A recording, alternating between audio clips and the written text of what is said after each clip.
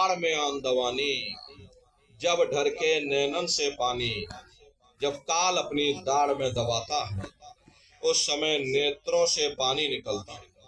इंद्रियां टूट टूट करके चकनाचूर हो जाती, सब नात रिश्तेदार खड़े रह जाते हैं। लगे टकटकी दिखे न भाई, वाही समय को करे सहाय। उस समय मरने वाला टकटकी लगाकर देखता है कि कोई मेरी मदद कर दे, कोई मेरी सहायता कर दे, अरे कोई मुझे बचा ले। लेकिन प्रेमी भाई बहनों, सब नात रिश्तेदार खड़े रह जाते हैं, भाई बंधु सब देखते रह जाते हैं, डॉक्टर वैद हकीम सब आपको घेरे रह जाते हैं, लेकिन उस समय आपको कोई बचा नहीं पाता। जम के दूत घेर चौफेरा और निक्षय प्राण छोड़ के डेरा। यमदूत आते हैं, प्राणों की डोरी को तोड़ देते हैं और जीवात्मा को खींच करके इस शरीर से बाहर कर दिया जाता है। जैसे ही जीवात्मा शरीर से अलग हुई, ये शरीर हमारा मिट्टी हो जाता। अरे इस मिट्टी को ले जा करके तुम शमशान भूमि पर जला करके राख कर देते। फाड़ जले जैसे लाकड़ी, केस जले जैसे घास, और कंचन जैसी एक काया ढह गई, कोई ना आवे पास। ये कहानी हमारी आपके यहीं समाप्त हुई।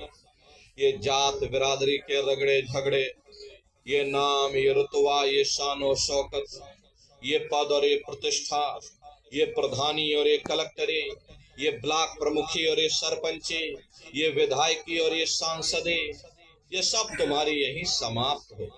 लेकिन उधर देखो क्या होता है, तुम्हारी जीवात्मा को ले जा करके ऊपर धर्मराज की कचहरी में पेश कर दिया जाता है। वहां पलक झपकते ही तुम्हारे अच्छे और बुरे कर्मों का हिसाब किताब हो जाता। अरे धर्मराज तुमको सजा सुना देते, ले जाओ इनको फलाने नरक में डाल दो, क्योंकि मैंने इनको मौका दिया था।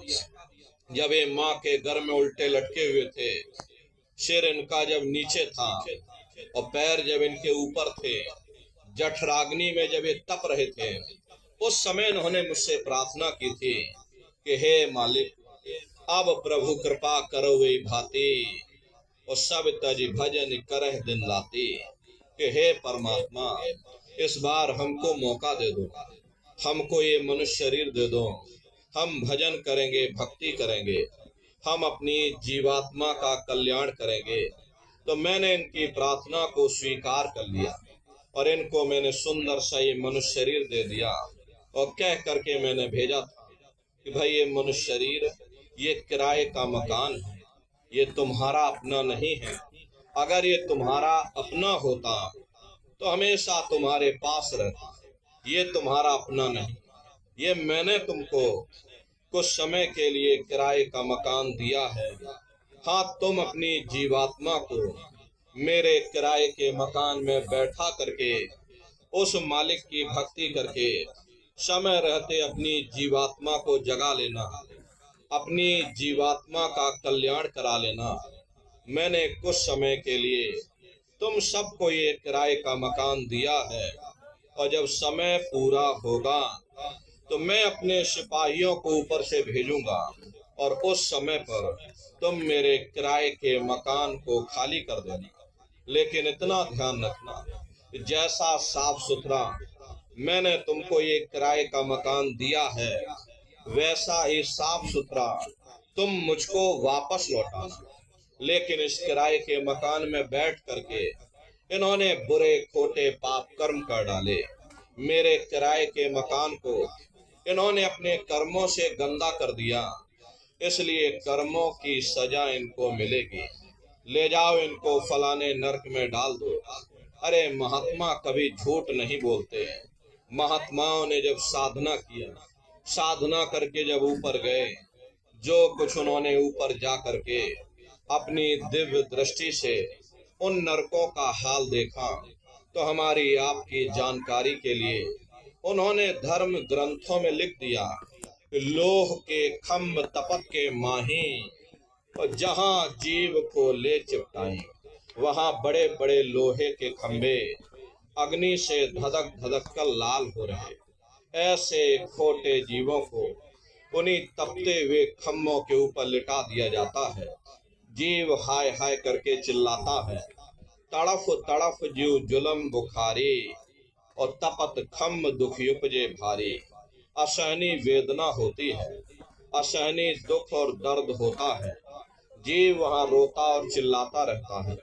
लाखों लाख योजन मील तक तुम्हारे रोने, चीखने, चिल्लाने की आवाज उन नरकों से हो करके गूंजती है। लेकिन प्रेमी भाई बहनों, वहां कोई तुम्हारी पुकार सुनने वाला नहीं, कोई तुम्हारी दर्द भरी आवाज को सुनने वाला नहीं। ये दुर्दशा क्यों हो गई? क्योंकि हम लोग मनमुखी हो गए, मन के कहे पर चलने लग गए। मन के कहे पर चल करके बुरे खोटे पाप कर्म करने लग गए। कर्मों का ये जखीरा अंबार के अंबार हमने अपने सिर पर लाद लिए। आज उन्हीं कर्मों का हम आप भोग पा रहे।